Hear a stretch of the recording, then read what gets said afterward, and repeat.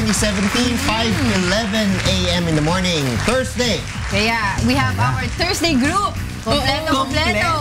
Ninang and Doc Joseph, good morning sa inyong dalawa. At tama ka dyan, Kong, it's Happy Thursday today.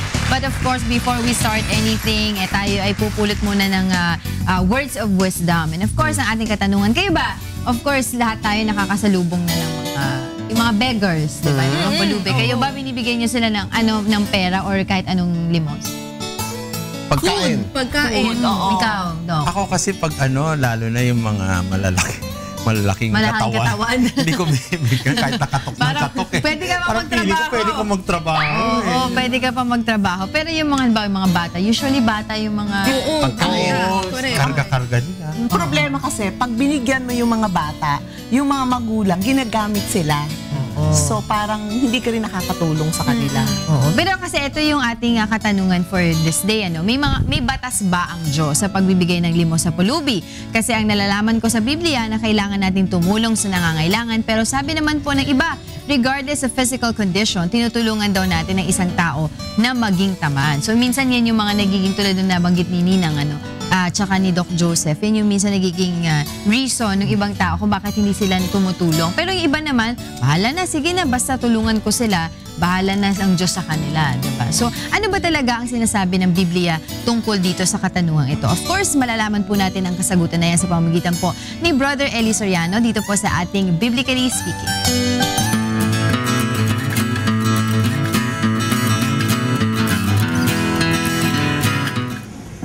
Alam mo kapatid, I disagree dun kung sino man ang may sabi nung na pagka tinutulungan mo yung kapwa mo, tinuturuan mo raw maging tamad. Diyan sa Pilipinas, ang mga Pilipino hindi tamad. Diba? Ngayon, nakakita ka ngayon sa ating bansa, walang makain o pulubi. Dahil walang matrabaho eh. Kaya yung iba napipilitang iwan ng mahal sa buhay, iwan ng asawa, iwan ng anak, iwan ng pamilya. Yung bang mga yon, mga taong nagugutom halimbawa, dahil walang makitang trabaho. Pagka tinulungan mo ba, nilimusan mo, tinuturuan mo na maging tamad, meron tao kahit masipag, kung wala ka namang matatrabaho, anong gagawin mo? Diba? Yung sinasabing, regardless of physical condition, tinuturuan natin ng isang tao maging tamad. Hindi. Kasi ang Diyos ang may utos magbigay at maglimos. Basahin natin ang 20:35 ng gawa. Nagbigay halimbawa ako sa inyo sa lahat ng mga bagay na sa ganitong pagpapagal ay dapat kayong magsisaklolo sa mahihina at alalahanin ang mga salita ng Panginoong Hesus na siya rin ang may sabi, lalo pang mapalad ang magbigay kaysa tumanggap. Kita mo, mapalad ka nga kung nagbibigay ka eh. Ibig sabihin nun, pag nagbibigay ka, ang sabi ng Panginoong Jesus, regardless of physical condition, tinuturuan mo ang tao maging tamad. Kalaban ka ni Kristo pag ikaw ang pagkasasabihin natin yon. Kalaban ka ni Kristo nun. Bakit? Ang sabi kasi ni Kristo, saklolohan yung mahihina. Alam niya talagang may mahina. Halimbawa, masipag ka man, pilay ka naman. Bulag ka. Anong gagawin mo? Ibig sabihin, tinuturuan mo maging tamad yung pilay. Talagang kahit masipag yun, magagawa? Pilay, lumpo. Masama bang limusan yun? Mali yan, kapatid. Mga salita lang ng tao yan, di dapat paniwalaan yan eh. Ang nasa Biblia, ang sabi ng Panginoong Hesus, pagka sinasaklolohan natin yung mahihina, mas mapalad tayo kasi mapalad ang nagbibigay kaysa sa tumatanggap. It is more blessed to give than to receive. So, dapat tayong magbigay at pagka nagbibigay tayo ng limos, ang sabi ni Kristo sa Mateo ganito, sa Kapitulo 6, versikulo 2. Kaya nga, pagka ikaw ay naglilimos, ay huwag kang tutugtog ng pakakak sa harap mo, na gaya ng ginagawa ng mga mapagpaimbabaw sa mga sinagoga at sa mga daan, upang sila'y magkapuri sa mga tao. Katotohanan ang sinasabi ko sa inyo, tinanggap na nila ang sa kanila'y ganti. Tatapwat pagka ikaw ay naglilimos, ay huwag maalaman ng iyong kaliwang kamay ang ginagawa ng iyong kanang kamay, upang ang iyong paglilimos ay malihim at ang iyong ama na nakakakita sa lihim ay gagantihin ka. O, nakita mo kapatid, pag maglilimos ka, may utos pa si Kristo eh. Huwag mo nang ipagmamalaki yung paglilimos mo. Kung pwede, huwag mo nang ipaalam sa kaliwa yung ginawa nung kanan mong kamay. Para yung paglilimos mo, malihim, at ang amang nakakakita sa lihim, gagantihin ka, sabi ng Panginoong Hesus. So may batas sa paglilimos. Basahin natin ang 13:7 ng Roma. Ibigay ninyo sa lahat ang sa kanila'y nararapat, buwis sa dapat buwisan, ambag sa dapat ambagan, takot sa dapat katakutan, puri sa dapat papurihan. Nakita mo kapatid, ang liwaliwanag nun ha.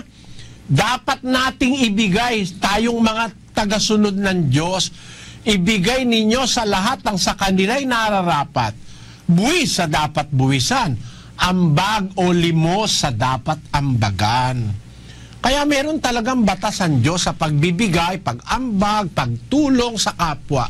At hindi po pagtuturong maging tamad yun, yung nililimusan mo. O yung tinutulungan mo, hindi pagtuturong maging tamad. Kasi lalo na kung ang lilimusan mo, mga physically incapacitated, mga taong walang magagawa sa buhay, ay para mo nang pinaginhawa sila ng kapiraso sa iyong ililimos. Kaya ako pagka may lumalapit sa akin, mga nagpapalimos, kung magagawa ko rin lang, nagbibigay ako eh. Sabihin ng iba, oy, miyembro ng sindikato yan, ano pakialam ko? Basta't kaya ako naglimos eh, lumalapit itong taong pakita ko, na pagkakita ko mahirap eh. Eh kung siya ba ay miyembro ng sindikato, niloloko niya ako, siya managot. Ako, nakasunod ako sa utos. Nasunod ko yung utos na magmahal sa kapwa. Then naglimos ako. Sabi ng iba, ka mabibigay, miyembro ng sindikato. Eh, pabayaan mo sila. Kahit pa miyembro ng sindikato eh, kahit na nakakain naman siya, di ba? Kasi ganun ako kung maglimos eh. Yung makakakain man lang siya. Hindi naman ako ang gaya ng iba. Kung maglimos, wala mang mabibili. Bibigyan ng piso, ano mabibili mo ron? Eh yung apo ko, binigyan ko 10. Ko, hindi kasya to. Sabi nung apo ko. Eh 10 piso na eh. Ano ba mabibili ng 10? Eh bibigyan mo ng piso, kawawa naman. Pag maglilimos ka, sana isang tanghalian. Nakagawa ka ng maganda sa kapwa. Yun ang ibig kong sabihin kapatid. Walang masama sa paglilimos. Kung nanloloko man yung nagpapalimos, hindi ikaw ang mananagot noon, siya. At ikaw naman, magiging maswerte ka sa Diyos dahil naglimos ka, dahil naaawa ka. Sabi ng Diyos, mapalad ang maawain, sila'y kaaawaan. Sabi sa Biblia yun eh. Basahin natin ang 5:7 ng Mateo. Mapapalad ang mga mahabagin sapagkat sila'y kahahabagan. Ayon, mapalad ang mga mahabagin sapagkat sila'y kahahabagan. O hindi masama ang mahabag o maglimos, tumulong sa kapwa, walang masama dyan.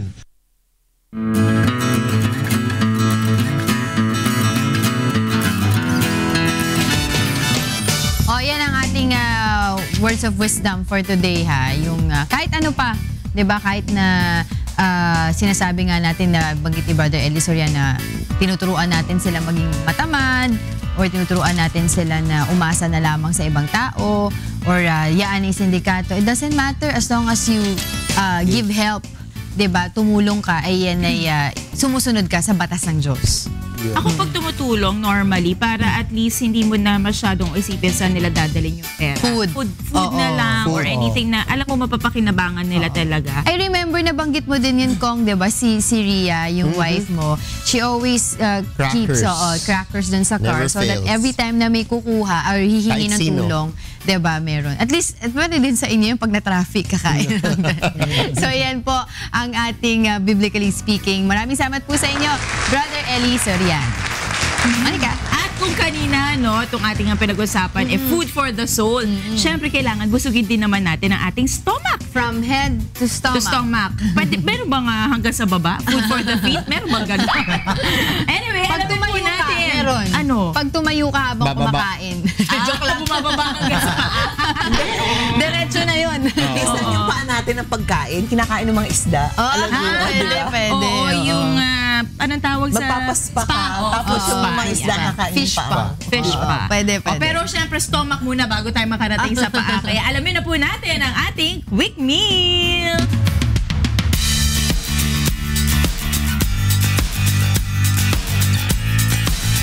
Good morning! Hi! Good morning! Ayan, itong ating breakfast for today. Mahilig ka ba nito?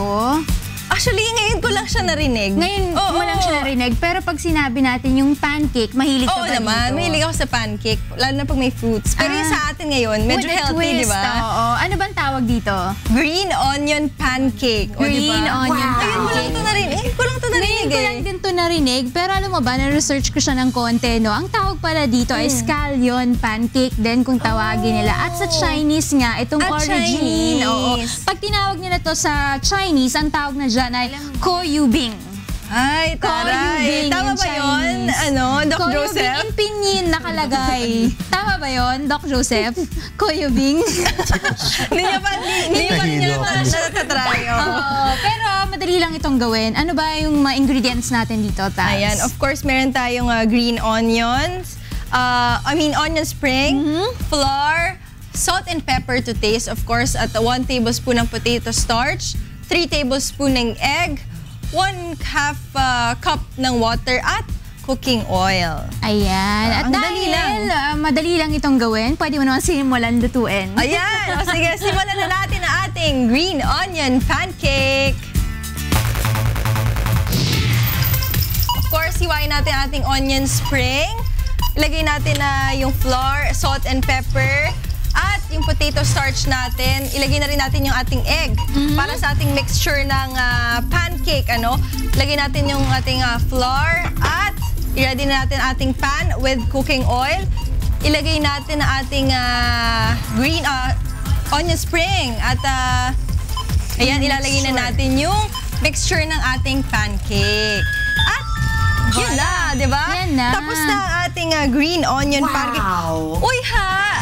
Nagulat ako dun sa sauce. Hindi siya honey or maple syrup. It's suka. Suka Diba? kasi may green onion. Suka oo. siya. At dahil dyan, kailangan tikman mo yan. Tikman natin. Ito. Ayan. Yan. Oo! Actually, parang Ibang naisip ko nga sa kanya, klase. parang okoy kasi may suka. Actually, parang okoy nga. na may suka.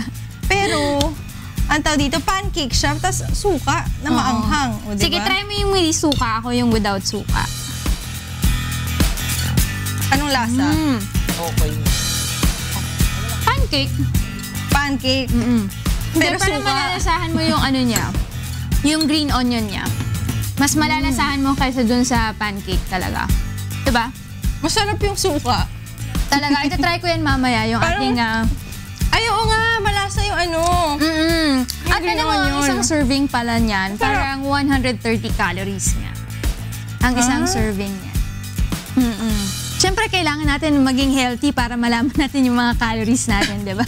That's right! Ayan! Sarap, sarap, sarap. Yan ang ating quick Doc meal Joseph, for this tikman mo na to. morning. Doc Joseph, kailangan matikman mo to, pero tuloy-tuloy pa rin ang ating public service dito sa Good Morning Kuya. Kaya kung meron po kayong mga katanungan patungkol sa inyong kalusugan, legal at financial concerns, mag-text o tumawag lang po sa mga sumusunod na numero. Yan po ang 442-6256 o kaya ay 442-6257. Ang aming Globe number ay 0995-582-3762. Para naman sa aming Sun number, andyan po ang 0932-947-5386. Pwede rin po kayo mag-send ng mensahe sa aming Facebook account. Yan po ang www.facebook.com/goodmorningkuya. I-type nyo lamang po ang inyong mga pangalan, edad, lokasyon at inyong katanungan para aming kayo'y matulungan. Okay, syempre magpapasalamat din tayo sa ating mga mahal na sponsors. Kaya naman, Good Morning Kuya would like to thank Patrol. Ayaw mo bang tumaba? Ayaw! Go with the power of 500. Go with the power of Patrol and live it. Take care of your liver with Live It. Available at all leading drugstores nationwide. And Good Morning Kuya would also like to thank New Moms Maging Bidang Nanay sa New Moms Malunggay at OsteoGuard Tulong Iwas Osteoarthritis sa OsteoGuard. Go Galaw! Wow! La la la la. course, nagbabalik ang Good Morning Kuya. February 9, 2017, 5:30 in the morning. Yes, Talia. Of course, ikonsulta muna tayo, Kong Erin.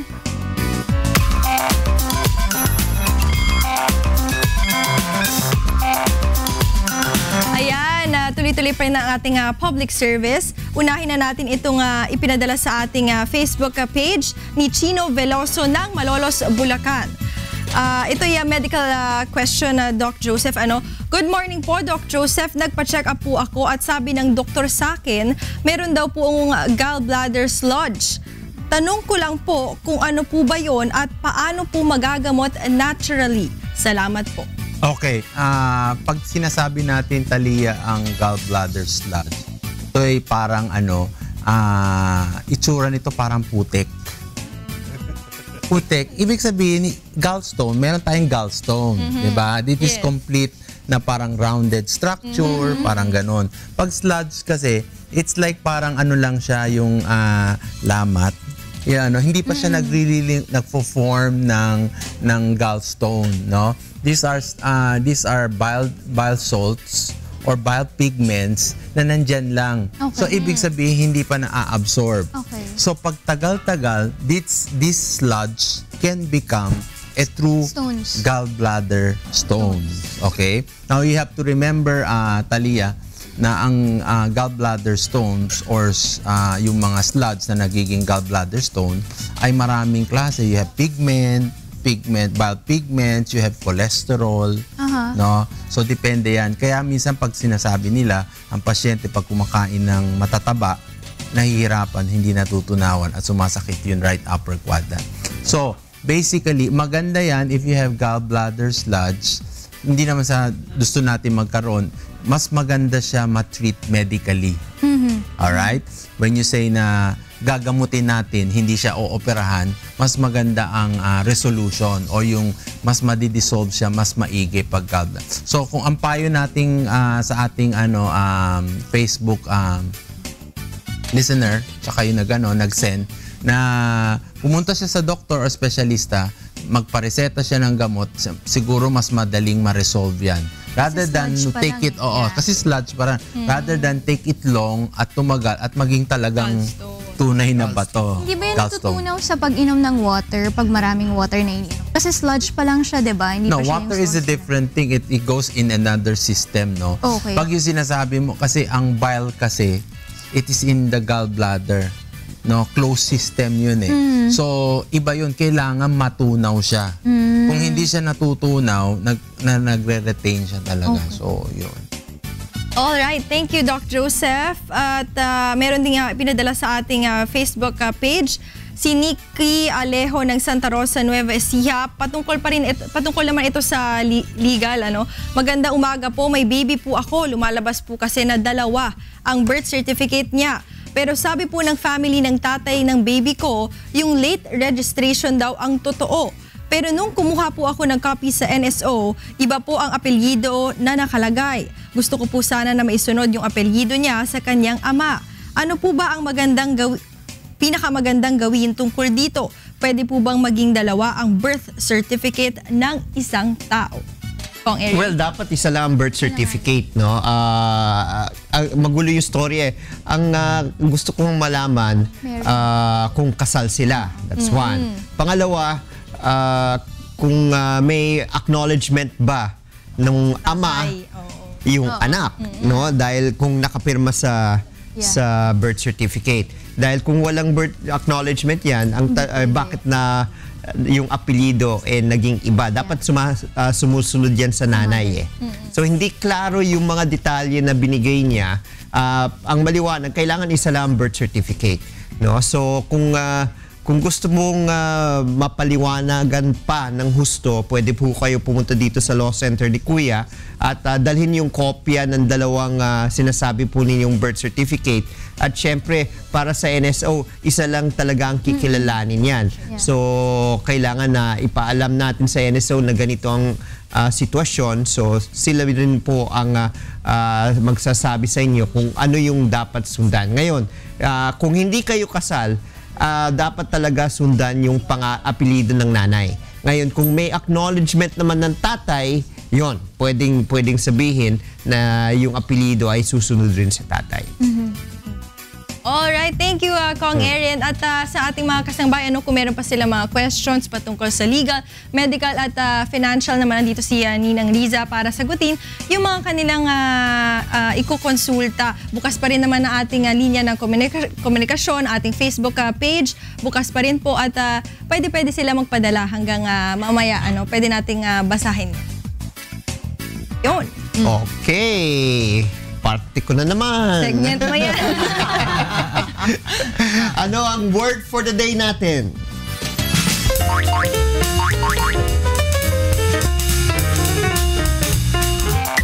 Word for the day. Flaunt. Verb. To parade or display oneself conspicuously, defiantly, or boldly. Example sentence. While many people love to flaunt their possessions, I prefer people that keep a low profile. In Tagalog, pagparangalan o ipagparangalan.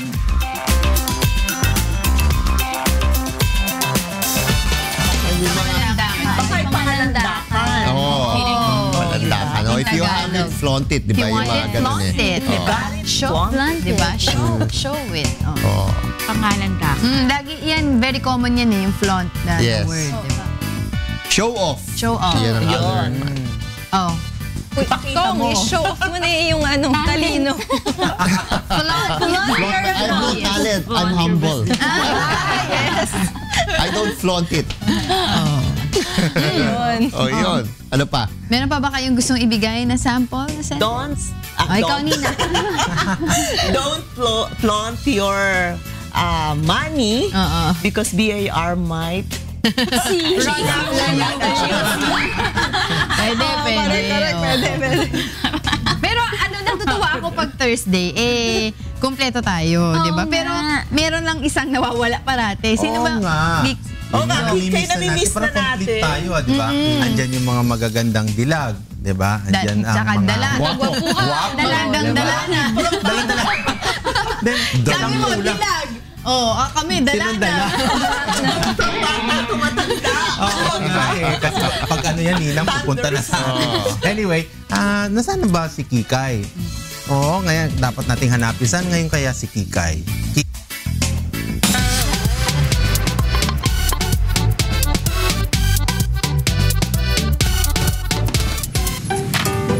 Good morning, Kuya! At good morning, syempre, sa ating mga kasangbahay at syempre yung ating mga kasamahan dyan sa loob ng bahay ni Kuya. Magandang umaga sa inyong lahat. Oy, bumango na kayo! Dahil nandito na naman si Kikay para sa isa na namang Palengke Price Watch kung saan sama-sama nating inaalam kung magkano na nga ba ang presyo ng ating mga pangunahing bilhin. Syempre, sa palengke. At ngayon na nandito ba ako ngayon sa saheg ng Makati City dito po sa Kalayaan, Talibaba Market upang itin sa inyo ang presyo ng ating mga gulay. Okay, ito puntahan natin yung mga gulay. Okay, ayan ito mga kasangbahaya. Unahin natin ang ating sibuyas sa halagang 120 pesos per kilo. Habang ang ating bawang naman po ay naglalaro sa halagang 160 all the way na po yan to 200 pesos per kilo. At syempre yung ating ampalaya naman bumaba ang presyo ng ampalaya sa halagang 100 pesos per kilo. At syempre yung ating carrots naman po 120 pesos per kilo. Habang ang ating sayote naman po 60 pesos pa rin po per kilo. Katulad lamang the last time. At syempre yung ating talong po 80 pesos per kilo. At syempre hindi magpapahuli dyan ang ating Pechay Baguio sa halagang 100 pesos per kilo. And syempre mga kasangbahay, last but definitely not the least, ang ating repolyo po sa halagang 120 pesos per kilo. At syempre dahil dyan, bibigyan natin si Nanay ng gift pack mula si Good Morning Kuya. Nanay, where are you? Ayan, Nanay, good morning. Galing po sa Good Morning Kuya. Nice seeing you again. Suki natin yan si Nanay. Ito mga kasangbahay, magpupo na tayo.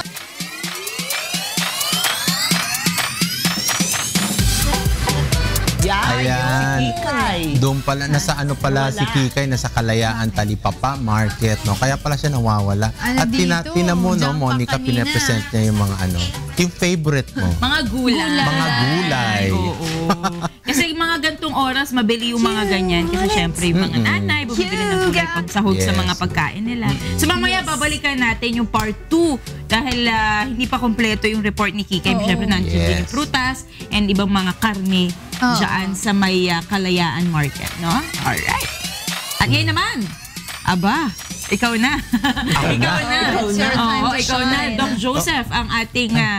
pero bago yan, tulad nga ng nabanggit ko, babalikan mo na natin si Kikay. Kasi, ayan na. Ang bilis si Kikay. Ang bilis. Narinig niya yung sinabi ko na babalikan natin siya dyan sa Kalayaan Market. Kaya huwag na natin patagalin pa. Kikay!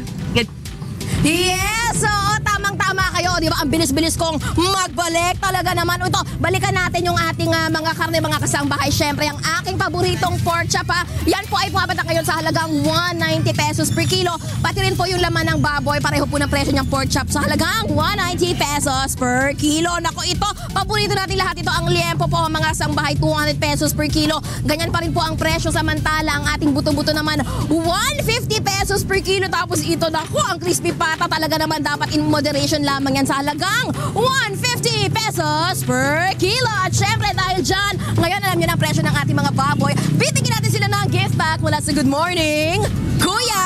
Ayan, maraming salamat po. Thank you. Ayan, thank you po. Thank you. Ayan, naabot ko rin sa wakas. Ito na mga kasangbahay. Pumunta na tayo sa mga sariwang isda. Ayan, pumunta tayo. Ito mga kasangbahay, nagbubukas pa lamang kasi itong Kalayaan Market. Kaya sa aking paligid, nakikita niyo yung mga vendors ay nag-aayos pa lamang ng kanilang mga tinda. Ito na ang presyo ng ating mga isda. Good morning. Okay, ito mga kasangbahay, unahin natin ang ating Gigi. Si Gigi ngayon ang ating galunggong sa halagang 150 pesos per kilo. Habang ang ating pambansang isda, yung bangus, 100 po yan, to 150 pesos naglalaro ang kanyang halaga per kilo. At syempre yung ating tilapia po 110 pesos per kilo. At ang ating dalagang bukid, 200 pesos po yan per kilo ngayon. At syempre mga kasangbay, ang ating hasa-hasa sa halagang 200 pesos per kilo. Ayan, at syempre mga kasangbay, now we know kung magkano na ang ating mga sariwang seafood dito sa Kalayaan Market in Makati City. Bibigyan natin sila ng maganda at bedeng gift pack mula sa Good Morning Kuya. Ayan, thank you po. Sino po ba yung nagbebenta dito? Ayan kuya, ito, iabot ko lang tong ano natin. Itong ating gift pack. Ayan. Yes, finally, thank you. Ayan na mga kasangbahay. Ngayon, alam nyo na, ang presyo ng ating mga pangunahing bilhin dito sa Kalayaan Market. Yan, dadala si Kikay. Mga kasangbahay, ano pang inaantay nyo? Kung malapit naman kayo sa area na to, gising na, bumangon na kayo at pumunta na kayo dito. At syempre, dahil gising na sila, magpapasalamat na rin ako dito kay Kapitan Jerry Sunga at kay Mayor Abby Binay sa kanilang assistance. At syempre, ang ating Mothers Club at ang Quad sa kanilang assistance kay Kikay. Kaya mga kasangbahay, tulad nga nasabi ko, gising-gising na, bangon na. Dahil kapag malapit kayo dito sa Kalayaan Market, pumunta ka na. Dahil kapag may buena mano, may diskwento. Mga kasangbahay, ako po si Kikay. At ito pa rin po ang Palengke Price Watch dito lang sa Good Morning Kuya. Balik sa iyo dyan sa bahay. Ayan, Kikay, babalikan ka namin mamaya para sa iba pa mga updates mo dyan sa Kalayaan Market, Makati City. Thank you so much.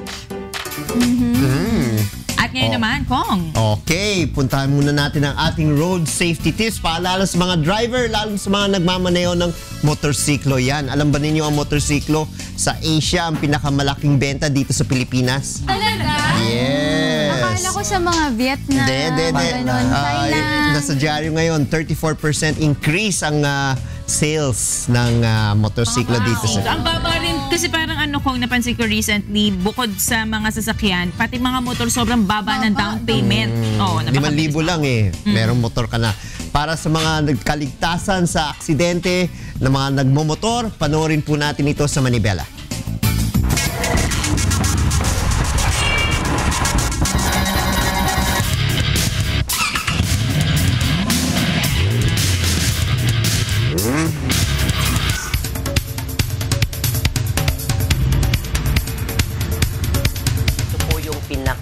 Distraction sa isang motorcycle rider, yung pong cellphone. Then, kung sa 4 wheels, okay, hindi na nga po pwedeng humawak ng cellphone. Okay, pero okay lang sila dahil meron pong body yung kotse. Pagka nag-ring, naka-on talaga siya, pero you are not allowed to answer or to text back. Alam mo lang na merong tumawag sa'yo. And then that's the time for you to get off the road and then try to see who that person is. Pero hindi natin pwedeng gawin yan sa motorsiklo. Kasi yan ay nasa pocket natin, kahit na nasa silent mode, and you will have that particular feeling of vibration kung naka-vibrate man yan. And then that will again get your attention off the road. Alam mo yung motorsiklo, bato lang ang masagasaan. Sesemplang na yan. Ibig sabihin, talagang ikaw ay hahagis na. At pagka humagis ka, wala kang depensa kagaya ng mga sasakyan. Body muna ang babangga. Ikaw, katawan mo kagad. Kung po pwede, off nyo na lang po yung cellphone when you are driving. Kahit na po yung kahit na po yung four wheels, kahit na yung motorcycle. Basta nag-ooperate tayo ng machine. You see, we're operating a complex machine. Okay? At ito po ay kailangan ng ating buong atensyon. Dapat nakikita natin yung kalye, and then yung kamay natin parehong nasa manibela, and then yung ating pong pag-iisip ay kompleto sa ating pong pagbibiyahe. At ito po ang tunay na resulta. Okay? Masayang pamilya dahil nakauwi ka ng buo na may dalawang paa, dalang kamay, dalang tenga, dalang mata, at may ilong na maganda. Kaya I'm pretty sure, I tell you, it pays something when you practice safety. Make safety a way of life.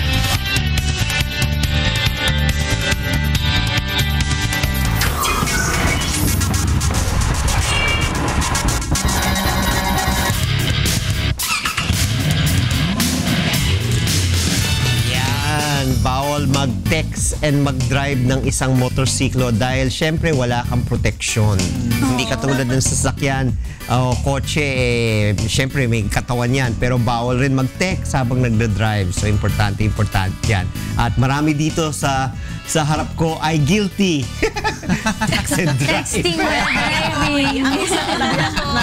driving. Pero sa motorsiklo, yan ay importante. Kagaya sinasabi ni Jimmy isang bato lang, talsik ka na. So, kailangan dalawang kamay talaga sa manibela ng motorsiklo. Importante yan. Orins. So, focus. Oo, tsaka yung safety gears nila, kailangan natin. Ito, puntahan muna natin yung ating trio, mga kasamahan dyan sa may puntahan with Attorney G, Tita Beth, and Tito Joe. Good morning! Hi, Tita Rina! Hi, Tita Rina! Good morning! Magandang umaga! Ano nang pinag-uusapan niyo dyan?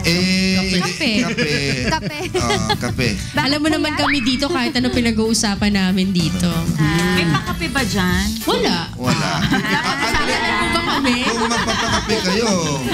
Malapit lang naman ang Daniels, di ba? Sarado pa eh. Sarado pa. Re-request nga namin kay Kuya na magbukas ng 5 o'clock yung Ang para sa ating pag-asa lahat, lang diba? natin dyan si Angel. Si Angel na lang. Hindi nga nagkakape si Angel eh. Hindi na bali. Ako din, Milo. Kahit hindi na siya magkape, basta bilhan niya kami ng kape. Ang pinakamalakas namin magkape si Monica. Si Monica. Si Monica. Guilty as charged. Ilang cups a day? Depende. Pero naman, nagbabawas na ako kasi nga grabe yung hyperacidity ko. Pero dati, parang kaya kong parang hindi ko kayang kumain ng walang kape. Grabe yan. Grabe naman, hindi naman. Yun na lang kinakain mo. Pero good for the health ang kape, ha? But not too much, Tito Joe. Not too much. In moderation. Kasi nag-hyperacidity talaga eh. Ay, nako. Just like anything, di ba? Too much of anything could be harmful. Dangerous. Kape muna kayo dyan. At La la la la.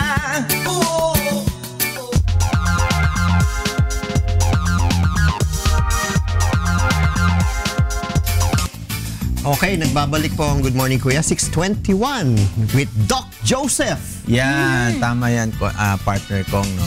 Kung last week ginawa natin demo lecture, di ba nag-demo lecture tayo? Yes. Yung DRE.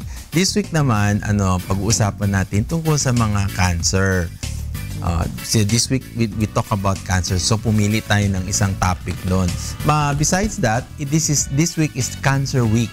No? So, cancer prevention, cancer management, no, pag-uusapan natin. Now, I took the liberty na pag-usapan ang prostate cancer kasi yan ang nangungunang cancer sa ating mga kalalakihan. Okay? Kung ang Miss Universe ay may semi-finalist, dati kasi wala siya sa finalist. Ngayon, nasa finalist na at ngayon, nasa malapit na siya sa winner. Diba? Kasi nasa ano na siya Kong, nasa 4th na siya Number 4. Before it was 8, it was ranking 8, now it is 4th. Ba? Wow. Ano normally cause niyan, Doc? Bakit biglang tumaas ang Very good. number na yan? Natanong na sa... Kasi one is either maganda ang performance. Showmanship.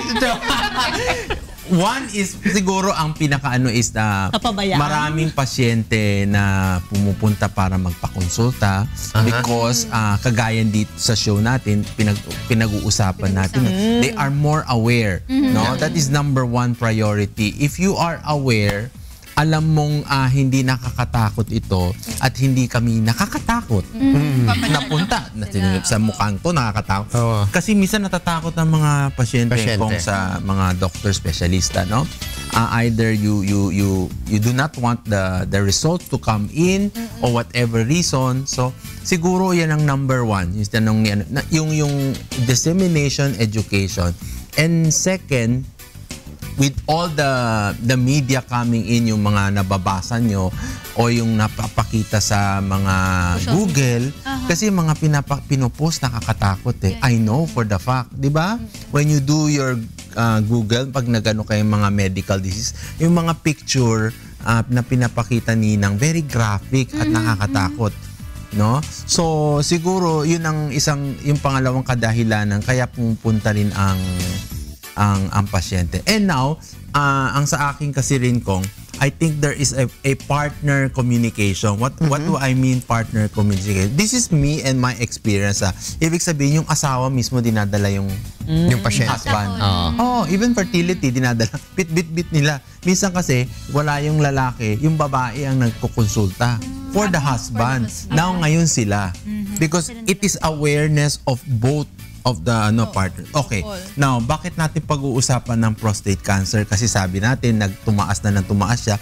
I think this is not very, this is a positive but not a very positive when you sense na mataas ang incident. Mataas ang incident kasi maganda siya kasi at least natitreat natin agad. Kasi before kasi, alam mo guys, pag nakikita namin yung prostate cancer, late stage.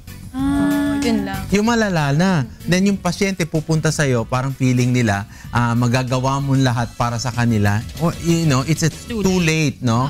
Kumalat na siya, whatever. Question, bakit late stage na? Kasi on the first stages niya, parang wala pa siyang mga symptoms. Yes. Pero paano mo malalaman kapag may Very good. Ang simptomas ng prostate cancer kasi is kahalintulad sa isang benign lesion, no? Napag-usapan natin siya, 'di ba? Lumalaki ang prostata, nagbabara. No, you have symptoms, nahirapan umihi. Medyo sumasakit ang balakang, 'di ba? Nakita niyo parang close, no? Pero what is unique about prostate cancer symptomatology is umiihi ka ng dugo. May blood tinge. Minsan patak, minsan madami. You remember, napag-usapan din natin before, ang urinary bladder cancer, umiihi rin ng dugo. So ngayon, minsan, lalo na pagkalalakihan, pag konti lang, they don't mind It's not like the female na konting kibot lang. Di ba? Punta na kayo sa doktor, sa OB ninyo. Males tend to wait for a while, no? Kung sa kaka-wait mo, minsan self-denial denial. Minsan hindi na ikaw nakakapansin. Yung asawa mo na nakakapansin. Bakit may dugo? Is it painful, Doc Joseph, pag umiihi ka ng dugo? Yes, painful siya, no? Painful siya. And usually meron na siyang kasamang mga blood clots, mga buo-buong dugo. So that is a signal for you to check your prostate further. Plus the fact na meron tayong mga blood exam, mga ultrasound, makikita mo yung ultrasound, meron portion dun sa prostata natin na non-functioning. Yung sinasabi na hypoechoic. Ibig sabihin non-functioning, the cells there, the normal cells are constantly being eaten up already. Okay? Now, yung sinabi ni Rina kanina, bakit late stage? Okay. Darating ang pasyente, sumasakit ang balakang. Kasi that is another secondary symptom na anong feeling mo? Wala lang lower back pain, muscle pain, arthritis, di ba? For men, ganun sabi nga ni Kong, denial again. Denial. Wala yan. Macho. Takot.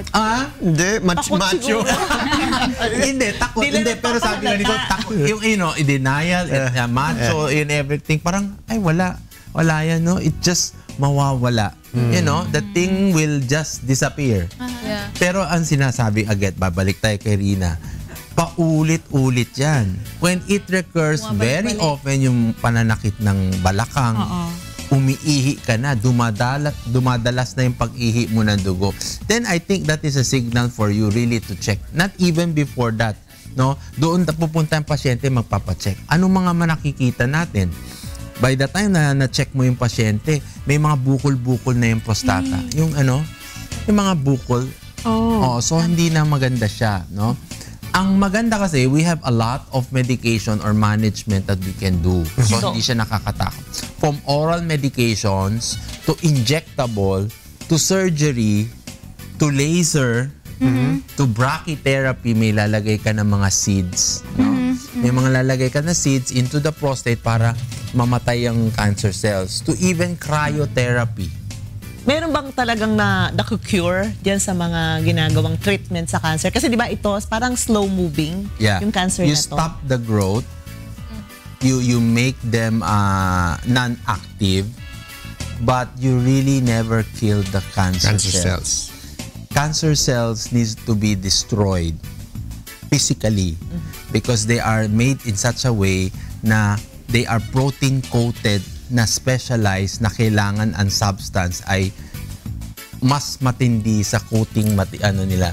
I think we talked about it before. Yung protein, yung rhodonase. Yes, diba? I remember that. That is there are substances that are only capable of destroying. Kasi even chemotherapy, Ninang, cannot conquer the cell. Kailangan madislat. Now, lahat ng treatment na nabanggit natin is temporary to stop them from growing. Parang pinatay mo lang, pinatulog mo lang siya. Kaya tayo may mga terms na relapse. That is a term, di ba? Very minsan, di ba? Recurrence, di ba? Nagta-transfer lang din yung cancer cell kasi reproductive system yan. So, pwede mag-transfer sa yung reproductive system. Yes, very good, Rina. Ang kasi, if you awake them, for such reason, di ba, Ninang, nag-treatment ka, you awake them, they will be awakened from risk factors. Di ba? Stress is number one. Ngayon kasi, kung stress is the number one risk for cancer. So, pag stress ka, sobrang stress. Alam mo na kung saan nanggagaling stress. You will awake them even on treatments. Kahit naka-treatment ka, you will awake. One cell na magising will multiply to such a virulent type. Mas magiging mabaksik siya. Kasi tinira mo na siya di ba? Tinira mo na, alam na niya. So once it mutate, yung sinasabi natin term, mutation, it will mutate in such a way na hindi mo na ma-figure out how to treat. Or even, hindi mo na malalaman kung saan siya magkakalat. So the word metastasis is there. What about yung food na sinasabi nila kapag sobrang sunog daw yung food, bawal na daw yun kainin kasi magti-trigger ng cancer. These are things that will stimulate and propagate or increase the mutation of your cancer cells, no? Ito yung mga food substance na sinasabi na they will chemically react kasi ang cancer cells kasi, you have to remember guys, coated siya tapos may mga mga receptors parang mga kamay. So yung kamay na yon will attract another one. So if you have a normal cells that attracts to it, minsan sabi natin Monica, yung mga normal cells natin, bobo. Receptive. So, attract ka. Kala mo, ang ganda-ganda. Once they attach, they will change the normal cells to their liking. magiging pareho cancer sila. cells O, din. ngayon, ang dami niyan. Didikit-dikit yan. So, pag dumikit siya, magkakamukha na sila. Doki, kapag ba meron kang prostate cancer, this will affect ba yung fertility ng Yes, very good. Now, unless yung cancer mo is extensively involving the ducts. Yung ducts kasi meron tayong ducts wherein yung similya natin lumalabas, pwedeng mag-affect kasi pwede siya maging blockage. Okay. Extension of it, especially sa third stage ng prostate cancer, kasama na yung accessory, yung mga vas deferens. So there is a possibility, not necessarily erection, but yung production ng similya mo. So if you're talking about fertility, yes, it can involve the sperm production, 'di ba? So meron ka ng isang sakit, madadagdagan ka pa ng isang medical condition, no? So ang natin diyan, early detection is what we are advocating. Pero mahirap kasi partner rin ng early detection eh. Sabi mo nga, macho ayaw. Who will go? Sabi ni Nitang, pumunta ka. Sino magpapatingin? Sige nga. Let's see how many numbers of So ang ginagawa ngayon ng some is to go for annual examination. Yun. Even the blood exam, takot ka na eh. Kasi lagi sinasabi, kasi mas malakas siguro loob ng mga females, no? Yes. Diba? You go pap smear, you do breast exam, you go mammography and everything. Sa amin kasi, dugo lang. Ano yan? Pang ano? Ha? Di ba, Pong? Totoo yan. Why does prostate gets enlarged as you grow old? What's the reason? It's genetic. It's a genetic hereditary, and your hormones change. No, your hormones, that testosterone depletes down, and the thing is the hormones, the testosterone, is a source of nutrients for the cancer. So nakikiagaw rin. If you age, di ba, kailangan mo ng hormone. Yung cancer cells, nakikiagaw rin ng cancer cells. So you deteriorate much. Yun. Last words na lang, Doc Joseph, para sa mga pamacho nating mga kasangbahay. Ano ba mga dapat nilang gawin? Do's and don'ts. And to remember, no, dahil ngayon nga ay Cancer Week. Yes. Importante yan, tama ka, Monica, na one is, pag umiihi ka na ng dugo, kasi yan ang go to a specialist to check. Now, maraming mga diagnostic and maraming management na pwedeng gawin, no? From oral to injectable to surgery to the most advanced technology, even to robotics, no?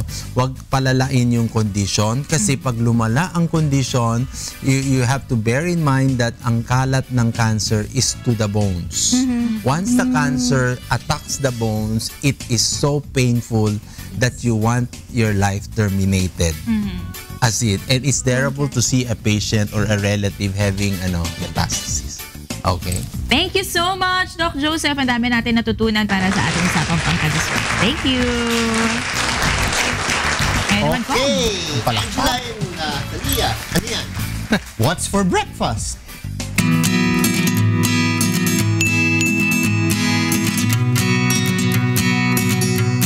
Good morning, Kuya! Good morning, Talia!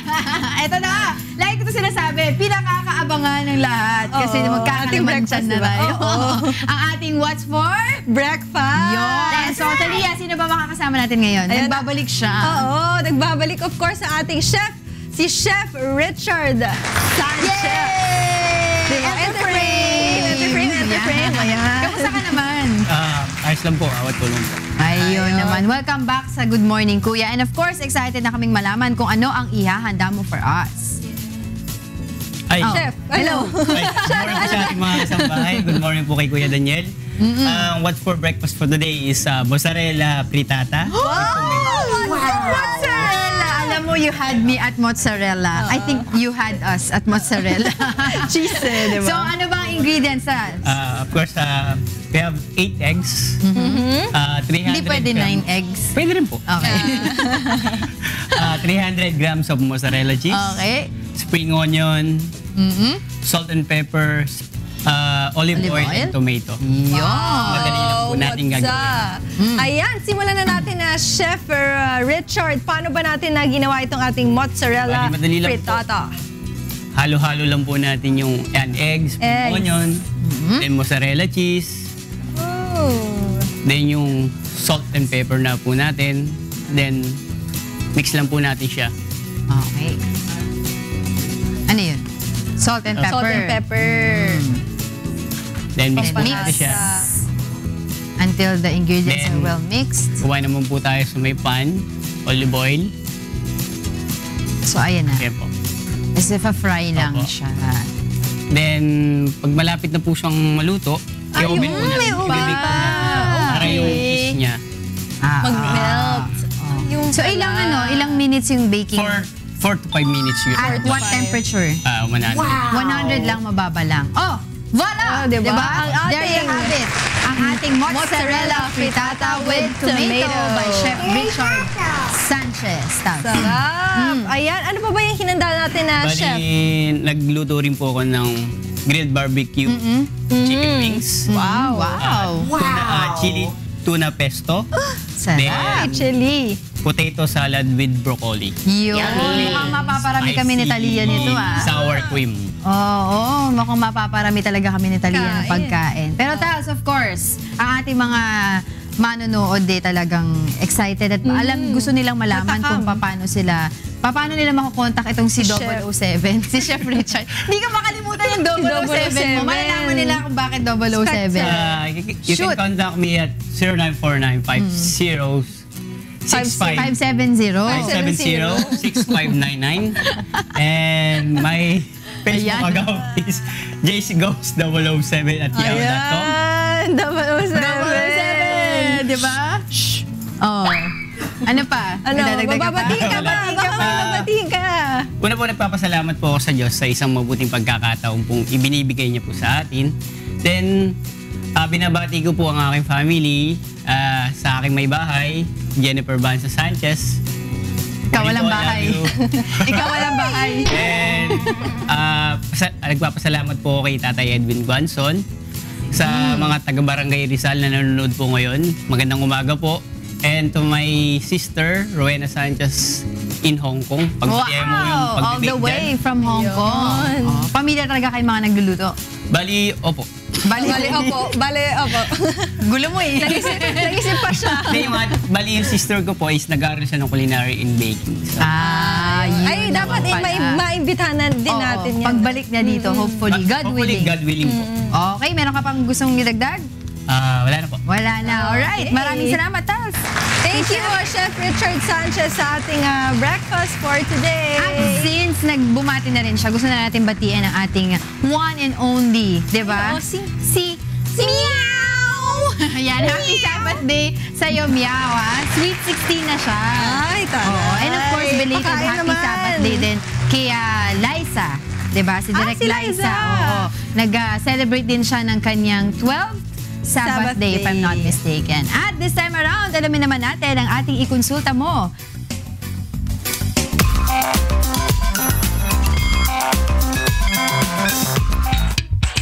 Marami sa atin ang gustong makapag-celebrate ng special occasions, lalo na kung kasama ang mga mahal sa buhay.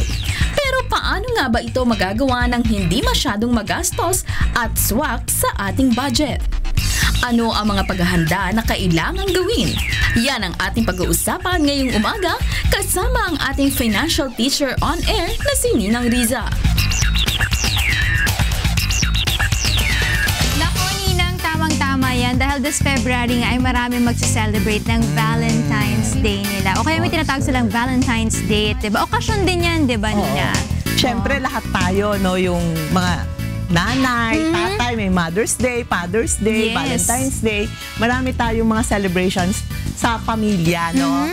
Para, makapag-spend ng time sa isa't isa yung pamilya. Pero ang laging problema ay laging budget. Saan ba kukuha ng panggastos? Magkano magagastos? Saan ba pupunta? So, yun ang tanong natin. At merong nagtanong sa atin. Okay. Ito si Ethel Di Mayuga ng Batangas City. Ito yung tanong niya. Dear Ninang Risa, Itago 10 years na po kami. Tama, dear Ninang Risa, itago mo na lang ako sa pangalang. Oo nga. Pangalang Talia Obet. Ito yung tanong niya sa atin, taga Batangas si Ethel. Dear Ninang Risa, 10 years na po kaming kasal. At sakto po na holiday ang wedding anniversary namin. Papatak daw ng February 14. For the past 9 years po, sa bahay lang kami nagse-celebrate dahil kapos po kami sa budget. Ngayon po ay may naipon akong 10,000 pesos para gastusin. Ano po ang pwede namin gawin para maging espesyal ang aming anniversary? Gusto ko po sanang sorpresahin ang asawa ko. Nagmamahal, Ethel. Okay, si Ethel, no? Alam mo, napakaganda nung tanong niya. Pero napakagaling din niya. Kasi, di ba, marami, pagka nagse-celebrate, parang hindi nagpe-prepare. Ang maganda sa kanya, nakapag-ipon siya ng 10,000 pesos. At medyo okay na yon, malaki-laki. So, yan ang unang-unang tip natin. Kapag gusto tayong gastusan, especially kahit mag-celebrate ng kahit anong occasion, dapat pinag-iipunan natin. So ito, maganda yan. Pero parang hindi pa niya alam kung saan siya pupunta. Kung sa February 14 ng anniversary nila, medyo 5 araw na lang, medyo late na yung preparasyon. So ang pangalawang tip, dapat pagpaplanuhan din natin kung saan tayo pupunta ng mas maaga. Kasi sa 10,000 pesos niya, kung pinlano niya yan ng mas maaga, pwede na tong mas mura, makakapunta na siya ng Boracay, or makakapunta na siya ng mas malayong lugar, no? Kung gusto niya mag-travel. Pero sa ngayon, dahil medyo kapos na ang oras, siguro kailangan, at medyo siksikan pa yan dahil araw ng mga puso yan. So, maraming lumalabas sa ganyang araw. So, kung gusto niya, saktong date, medyo mahirap yon. Ang tip number 3 natin, kailangan siguro wag tayong makikipagsabayan. Kaya yung iba, pag may mga special occasion, for example, birthday or anniversary, sineselebrate nila kung nakatapat yan sa araw na yung may okasyon din na iba, like araw ng mga puso, sineselebrate normally a day in advance or a day after para medyo mas mura-mura. Sa mga Pinoy ba, Ninang, anong pinaka-common natin na pag-celebrate ng isang okasyon? Kasi yung iba nagbibigay ng party, yung iba naman grabe yung regalo nila, sobrang mamahalin. Tapos yung iba naman travel. So sa ating mga Pinoy po, ano yung mas common? Napakagandang tanong. Yan ang tip number 4. Kailangan alamin natin sino yung kasama natin at ano ang gusto nung kasama natin. So for example, kahit nasa travel, yung bang asawa natin, ito si Ethel, no? Ang asawa mo ba, Ethel, ay gustong pumunta sa bundok? So kung parang bundok, pwedeng Sagada, pwedeng sa Baguio kayo pumunta. Swak na yung budget na yan. Kung doon kayo pupunta sa Banawe, kung Rice Terraces, pwede kayong doon pumunta. Or gusto mo ba na sa dagat? So, pwedeng sa Batangas or saan pa ba may malalapit? La Union, na mga beaches. So, kailangan, ang pinaka-top na alamin natin ay yung gusto ng makakasama natin. Kasi syempre, ang gusto natin, kaya tayo nagse-celebrate para makapag-bonding, para makapag-enjoy tayo. So, kailangang malaman yung may tinatawag tayong mga languages of love. Yung languages of love, syempre kahit budget tayo, binabudgetan din yan. Ang gusto ba nung ating asawa, yung gusto ba ng asawa ay service? Kasi kung service, ang bibilhin mo na, kunyari gusto niya na minamasahe siya, so ang bibilhin mo na lang ay oil at ikaw na ang magmamasahe. Or kaya kung gusto niya na ipagluto mo siya, then siguro ikaw ang magbe-bake ng cake, bibili mo lang ingredients. Mas nakakatipid yon. Gusto ko magtanong na Rina, last question, no? Pwede ba, Ninang, na, di ba, nababanggit mo lagi sa amin, lagi, meron tayong savings, di ba, yung mga miscellaneous na tinatago. Just in case na sinasabi natin, meron tayong mga events na ganyan, na meron din tayong mga inaambag o mga sinesave na pera. Pag may kulang, is it proper na galawin yung nakasave? Kasi there is a tendency, di ba, Rina, na ginagalaw.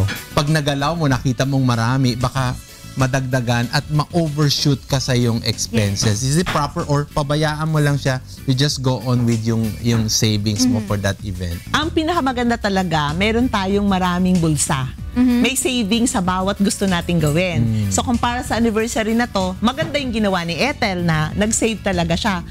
Pero kung talagang, alam mo yon, minsan talagang kailangan natin din pagbigyan yung sarili natin. Ako kasi ayoko nang dinideprive din yung sarili. Hindi ko ina-advise yun kasi lalo tayong masasabik.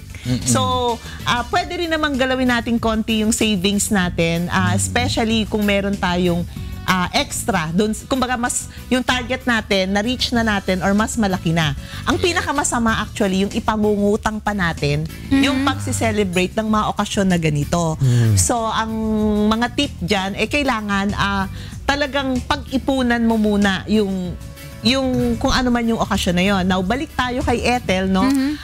Siguro yon ang masasuggest ko talaga unang-una, alamin mo anong trip ng asawa mo. Baka gusto niya kasama ang mga anak mo kung may mga anak. So, iba rin yung gagawing banding, no? Yes. Baka gusto group outing. Kung gusto naman, dalawa lang sila. Yun nga, mamili ka ng lugar na magugustuhan nung asawa mo. Kasi lagi i-consider mo ano yung ikasasaya or mag-i-enjoy kayong dalawa nung asawa mo. Or baka gusto niya regalo na lang, ibili na lang siya ng gadget. Or baka gusto niya so depende talaga kung ano yung tingin niya na gusto. Now, kung talagang celebration, yun, kasya ang budget mo na 10,000 papuntang Baguio, Sagada, kung travel yan, or pwede ka rin kumain yan sa hotel. Kung minsan yung iba, di ba, hindi pa nakakakain sa hotel, so pwede ka nang mag-buffet niyan. Or pwede ka nang mag-check-in ng one night sa mga 5-star hotel.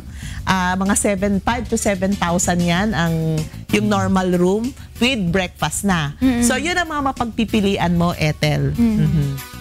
So, ang pinaka-importante talaga sa ganito ay laging huwag tayong gagastos kahit na saan pa, kahit na sa mga okasyon or kahit na sa mga yung luho lang. Kasi ito, consider to as parang luho So, hindi ito need, want lang to.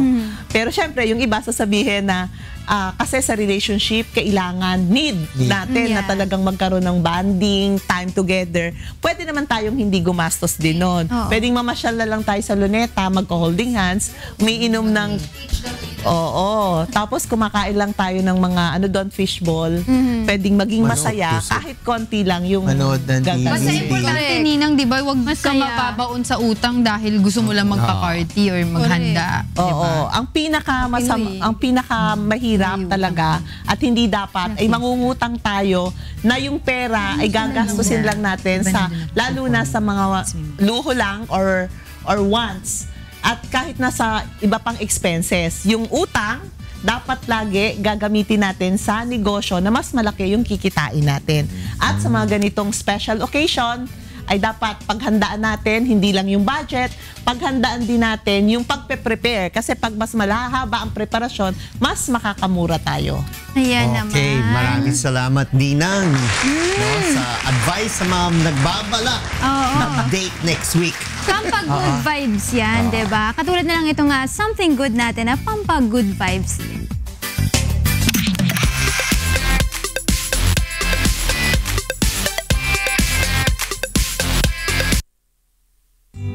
Isa na namang kababayan nating taxi driver ang may ginawang something good.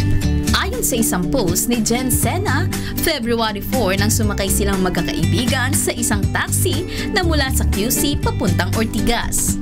Nang maiwan ng kaibigan niya ang cellphone sa taxi ni Tatay Policarpio Modena, ay agad nila itong tinawagan at pinakiusapan na isauli ito sa kanila. Hindi naman nagdalawang isip si Tatay Paul na isauli ito. Pagbalik ni Tatay Paul kung saan niya inihatid ang magkakaibigan ay agad niya itong isinauli. Pero bago pa pala makabalik si Tatay Paul kung saan nandoon ang magkakaibigan ay sinabihan na siya nito na paandarin na lang ang metro dahil manggagaling pa siya ng Makati. Ngunit hindi ito ginawa ni Tatay Paul. Sa sobrang tuwa ng magkakaibigan ay pinilit na lang nila si Tatay Paul na tanggapin ang kanilang tulong.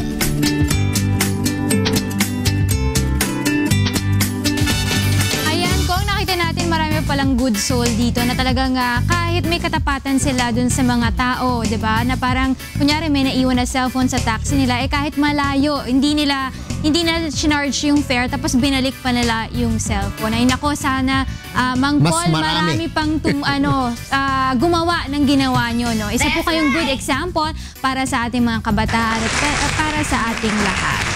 Okay, maraming salamat, Rina. Puntahan po natin ang ating mga kasamahan sa untahan kay Attorney G, kay Jocas at kay Beth Santiago. Kong, good morning. Good morning. Pinag-uusapan namin pizza de Malabon. Kasi ngayon pala ay anong tawag ngayon? World Pizza Day. World Pizza Day pala ngayong araw na to. Wala pa magpapapizza dyan. Pero alam mo, sa mga pulis, ang pizza, pera. May pizza, magkakaroon tayo ng pizza. Sa mga politiko, bacon. Si Tita Nina, hindi ba magpapapizza yan? Meron dito pagkain. Ba dito? Wala Meron pizza. mozzarella sa Parang papapansit ako Tumawid sa kayo inyo. dito. Pizza Day. Mozzarella with tomato pa dyan. Kung Erin, alam ko may mga squirrel ka rin sa House of Representatives. Iba'y alaga niya. Ano bang sabi ng mga squirrel mo tungkol sa mapapasa ba ang death penalty or hindi? Mukhang mahirapan eh. Mahirapan ba? Mukhang mahirapan eh. Yung mga tutol ba sa tingin mo tumututol lang dahil may inaantay or may hinihingi or talagang tutol talaga? Mukhang tutol talaga eh. Kung papasa, very slim ang margin. Very slim. Kasi sinasabi natin kapag kaganitong botohan, para yung sa RH, hindi ito magiging party vote eh. Sa aking paniniwala, ito pa rin ang magiging. Kasi magiging generational ang approach dahil bandang huli kapag ka medyo matanda ka na o nawala ka na sa mundong ito, boto ng lolo mo, ganun eh. Ang boto ng mo sa ganyang issue eh. Di ba? So medyo palagay ko ito magiging conscience vote, personal vote sa kanila. Yung issue kong na we are a signatory to a treaty na ika nga dapat ipagbawal ng death penalty. Yan ba ay magpiprevail or ang ating konstitusyon? Because we have a constitution that wherein it is provided for na may death penalty tayo. Diba? Which will prevail? That treaty or the constitution? Well, that's up also for the Supreme Court to decide kung may kasong akit ng ganyan, no? So, hindi natin pwedeng sabihin na it will be one over the other. It really depends kung ano yung temperament ng ating mga maestrado pag itong mga kasong ito ay umaakyat eh. Ayun. Kong, maraming salamat ha. Maraming salamat sa inyo sa GMK.